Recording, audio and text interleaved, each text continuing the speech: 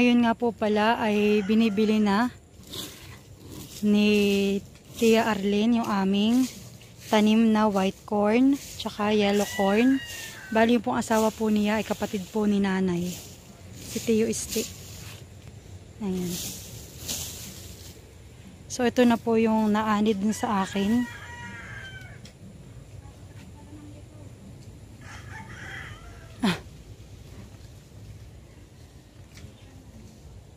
So ito po yung sa tanim ko.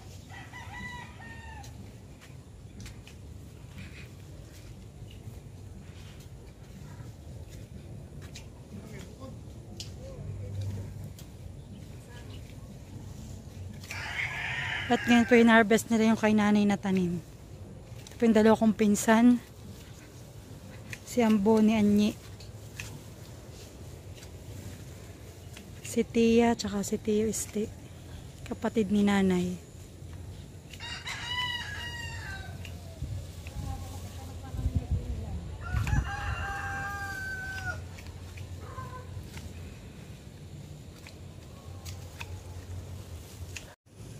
At nagsisimula lang po kaming magbilang. Ito po yung na-harvest sa aking tanim. Madami-dami din.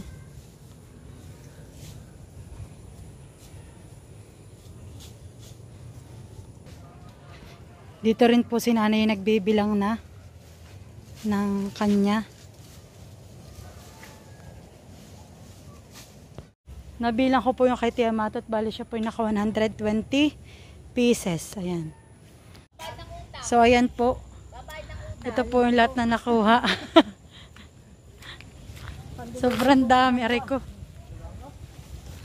Madami. Dadalhin pa po ito ng Dangwa. Makakarating pa ng Dangwa. Mga ka-shoutout, magandang umaga. So for today's video nga pala, ay ako po ay magtatanim ulit ng white corn tsaka yellow corn sa aming taniman ni nanay. Dahil po kailangan na pong hulipan. Means po, dapat po ay may mga, may mga wala na pong tanim at natunaw na po ng ulan o kaya po ay ng init. So kailangan na pong hulipan.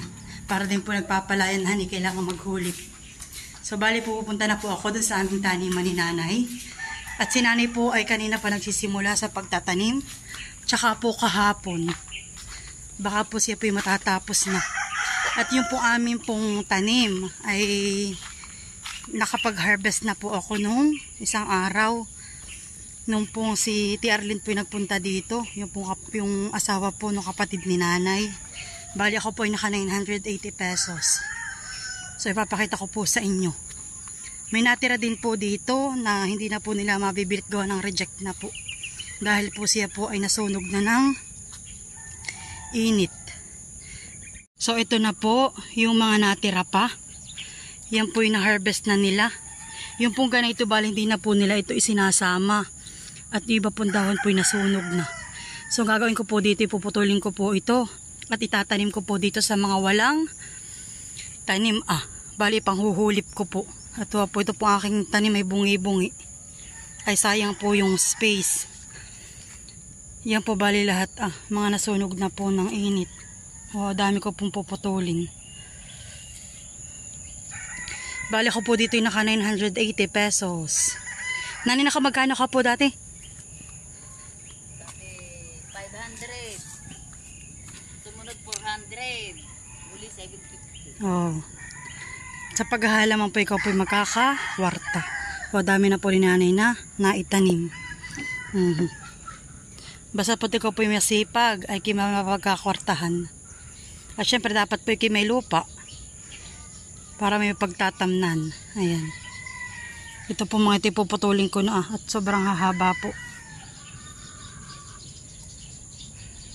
So samahan nyo kami sa pagtatanim at sa pag-aani muna na itong aking mga white corn at yellow corn.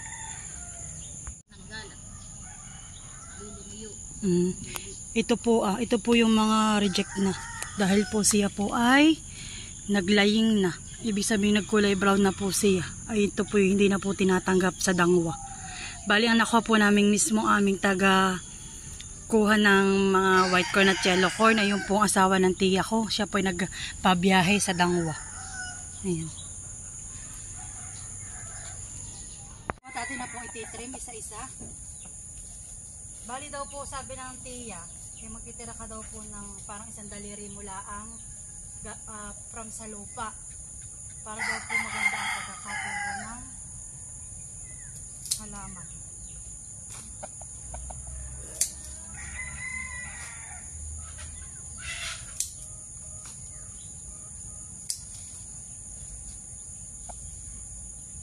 Dami po nasayang, dapat ito magkano pa rin. Hindi pag hindi magdaan na rin. Iba yung hagit ko pa dami.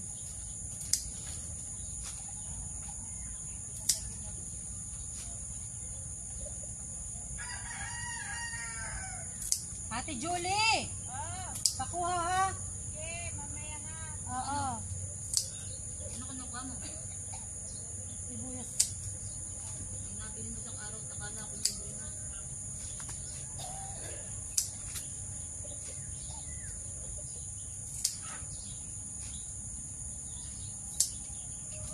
Nani ba kami hindi namamatayan eh?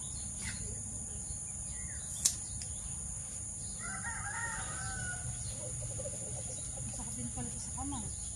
Ito mang pinutuli na alis.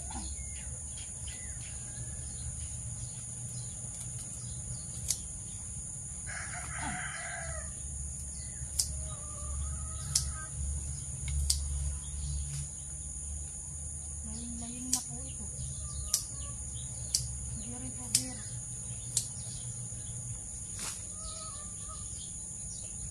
Daming bulitin.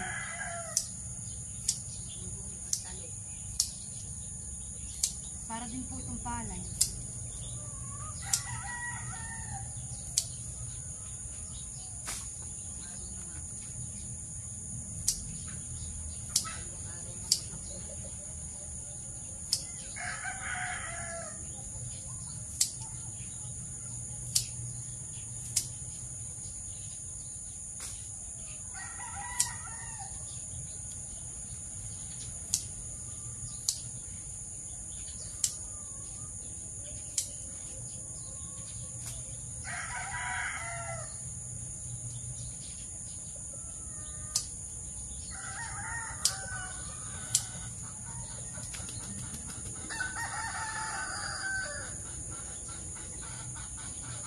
Siya pala nanay talaga pag lapit-lapit. Kasi maski malaki mo siyang itinanin. Siya po pala naliit pag ano. Ano po?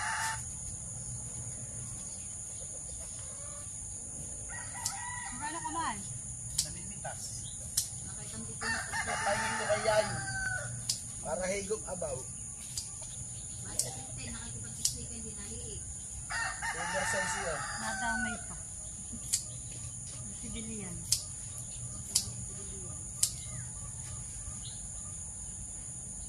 Oh, grabe naman pumutol dito. At yung putol na hindi ka pantay. Oo. So ayan po't marami na po ako naputol. Ako na po ang isa hindi ko.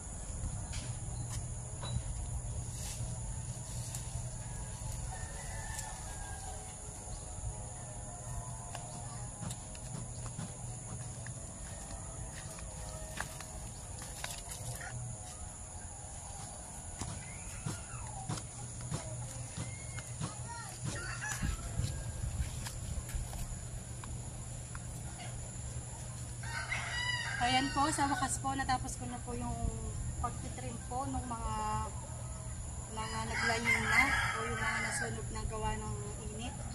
So, bali akin na po ilalagay dun at akin na pong paparti-partihin para po maitanim ko na rin. Madami-dami din po yung aking napusan.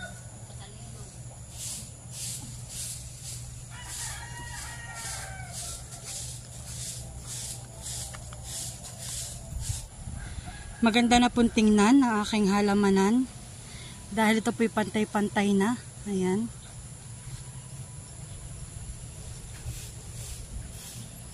Ito po yung mga na-harvestan na. Tsaka po ito, kaya po ito upaw-upaw. Parang bukan upaw-upaw. Ito pong iba ay ready na po siguro itong i-harvest sa February.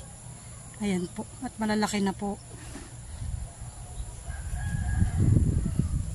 Ako po muna magpuputol-putol ng halaman. Ha? Maligo ka muna. Mamaya na po. Ito na nga po pala yung aking naputol-putol na mga halamang hindi na po pwede. Kaya ka na lang ipanghuhulip sa aking tanim. Madami-dami din po. Akin na po paparti-partihin itong aking halaman. Bali po yung ano ito dito?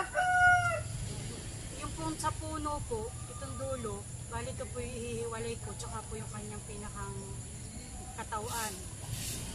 At ito po mas madali pong tumubo yung puno kaysa din po sa katawan niya. Oh. So bali ganito lang po ang putol. Tama ba ganun ang putol ko? Si. Maiksi. So hahabaan ko pa po pala.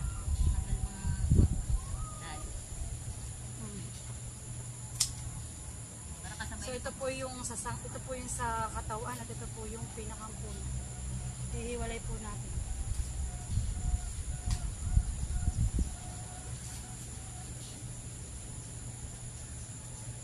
Bagong pa yan.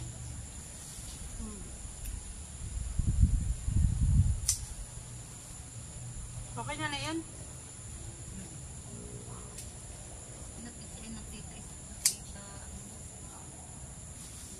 Bakit hindi mababa pa dito? Kaya ba na?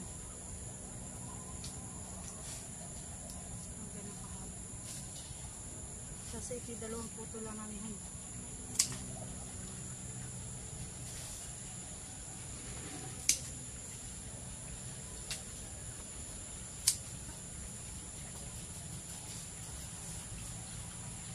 Ito sobrang dami.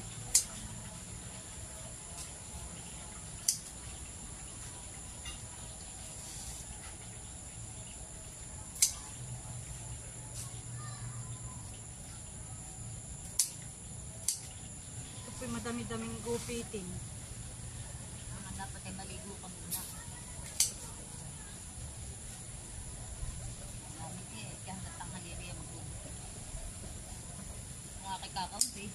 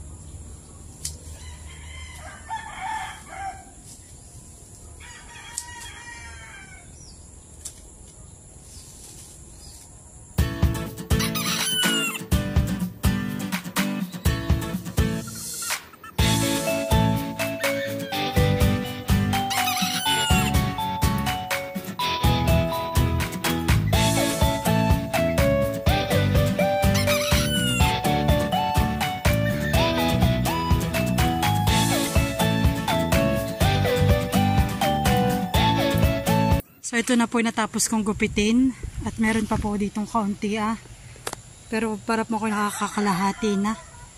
Ako po muna kakain at magutom na din po. So ayan po, dyan muna po yung aking ginagawa. At mamaya ulit, ako po muna kakain. At di pa po kami nakain ng umagahan ay mag 10 AM na po. Hi mga ka-shoutout, magandang umaga. So kakadating ko nga lang po pala namin ang asawa ko sa pagsimba po. At nabanggit po kanina sa akin ni nanay na siya daw po ay magtatanim na habang kami wala. So ipapakita ko po sa inyo yung kanya ng mga naitanim. At ito na nga po palang naitanim ni Nanay Iyen. Ayan po. Ang naitanim niya. Habang kami po ay nagsisimba. Ayan po ang naitanim niya. Sobrang dami po. Ayan. At sabi po niya ay bukas daw po niya itatanim ulit yung tangkay ng pananim. Dahil nga po may pasok na po ulit ako bukas sa school. At ako po ay nagtitinda ng mga pangmeryenda para sa mga bata. Ayan po.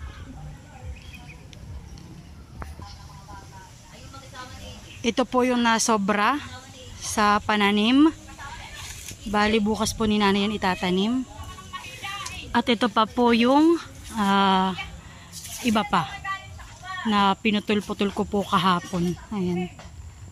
Siya na po nagdiretso kaninang umaga. At dito rin po yung kanyang tanim ay naayos na po niya. Kaya po ako tinutulungan na ni nanay sa pagtatanim. So pagkatapos po ni nanay magtanim, siya naman po ay nakakalaykay ng mga dahon-dahon dito na aming naging sukal habang nagpuputol po ng mga pananim. Ayan. Palagay ko po kailangan ko pang mamili ng mga pananim ko. At tuha po marami pong space na dapat ay matamnan. So titingin po ako dun sa may kinalula dita ng pananim. At ako po bibilhin ko po. So ayan. At ito na nga po pala ang update sa aming talungan. So bali nagamasa na rin po ni nanay. Ayan po marami pa rin pong bunga. Maski po ito'y binagyo na at sila po ay yung parang humapay na. Humiga na po yung kanilang mga puno. Sa sobra pong lakas po ng hangin nung nakaraang linggo. Ayan po. At nakaraang buwan din. Dahil nga po December ay dito po sa amin ay talagang maski wala pong bagyo ay kumbagay amihanin. Sobrang lakas po ng ulan, pati po ng hangin. Ayan. Marami na po ulit bulaklak at saka po bunga ang aming talong.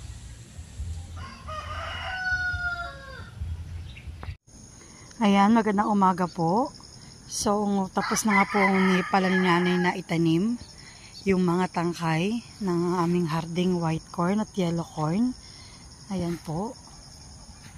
Tapos na po niyang itanim yung madami. Ayan.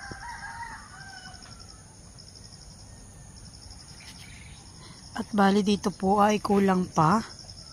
Makakabili pa po ako.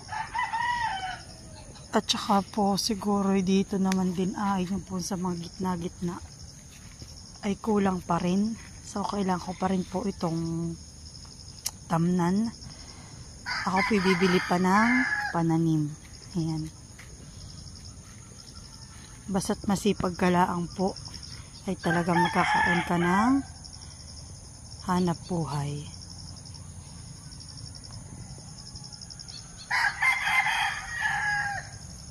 Thank you nga pala kay nanay sa pagtulong sa akin sa pagtatanim. Ayan. Okay na. So ayan guys, hanggang dito na lang po ang aking video. Maraming salamat po sa mga nanonood sa aming YouTube channel ni Makoy. Mag-iingat po tayong lahat. Bye-bye!